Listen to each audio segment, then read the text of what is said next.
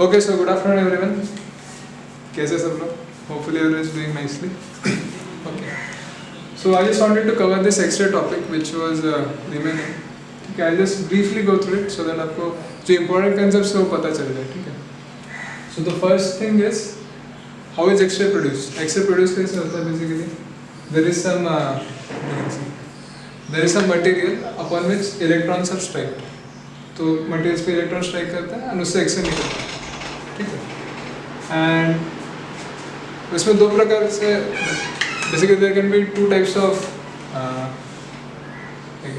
interactions. One is electron can come like this. Electron ऐसे pass होगा. So electron comes near the nucleus, it loses some kinetic energy and वो X-ray के form में जा सकता है.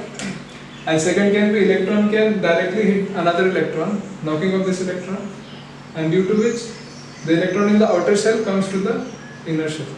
ठीक है? तो इससे भी X-ray निकलता है. तो ये जो green color का हमारा X-ray आता है. ठीक है? So when this type of mechanism happens or this type of interaction happens, that time we get a continuous curve like this. ठीक है? So इसलिए इसका नाम continuous है. तो curve is like this. ठीक है? And when the interaction is like this, electron is striking another electron, so you get a discrete curve. There are many jumps. Jump होते हैं. So ये दो चीज़ हो गया basic. Okay. Now for the first type of interaction which happens, in this electron, when it comes closer to the nucleus, it loses some kinetic energy. ठीक है? And finally its kinetic energy reduces. So basically this is gradual deacceleration of electron. Electron का धीरे धीरे acceleration मतलब basically electron का velocity कम होता है. So you can write h equals to ki minus kf. तो जो h हमारा energy है X-ray का, that will be changing the kinetic energy.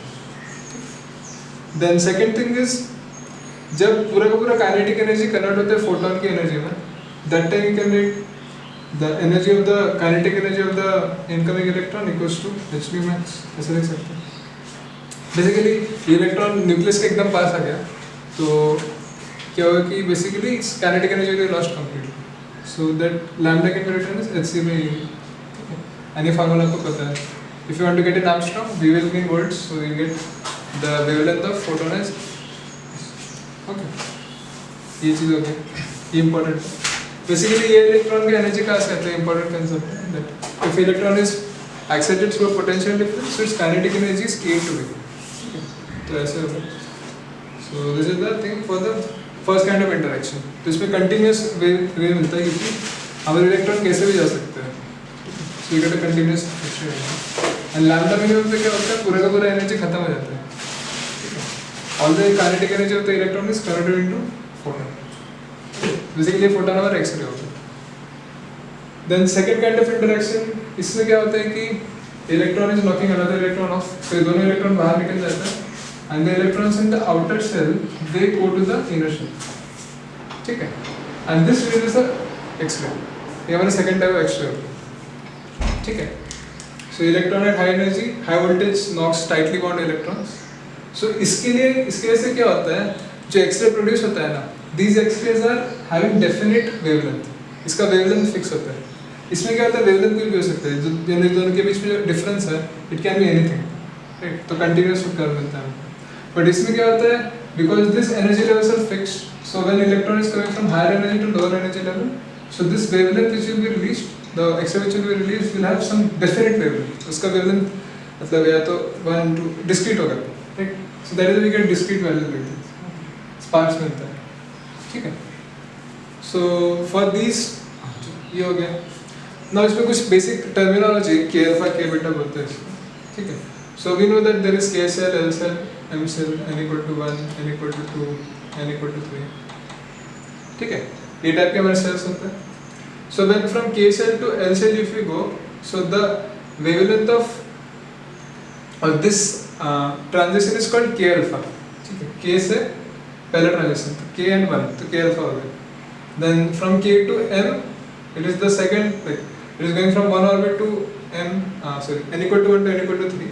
तो ये K बीटा हो गया. So alpha beta gamma. So M से अगर K L M N जाएगा तो K गामा हो जाएगा, right? And similarly if you start from L, so L से जो पहला आएगा L अल्फा, फिर ऐसे जो दूसरा हो गया L beta, like this. So basic notation आपको पता होना चाहिए, ठीक है। चलो using this you can do many things basically. आप इसका वेवलेंथ निकाल सकते हैं। वेवलेंथ कैसे निकालेंगे? इसका जो चेंज इन एनर्जी होगा this will be energy of k orbital minus energy of l orbital. So this will be the difference in the energy, ठीक है। इसका वैसे वाला हम सीक्रेट करेंगे तो आपका will get the wavelength of the photon, alpha का वेवलेंथ आ जाएगा। सिमिलरली बीटा के लिए निकाल सकते हैं, it will be change in energy, ठीक है। सो डेल्टा ई बेसिकली समझ आ गया ना।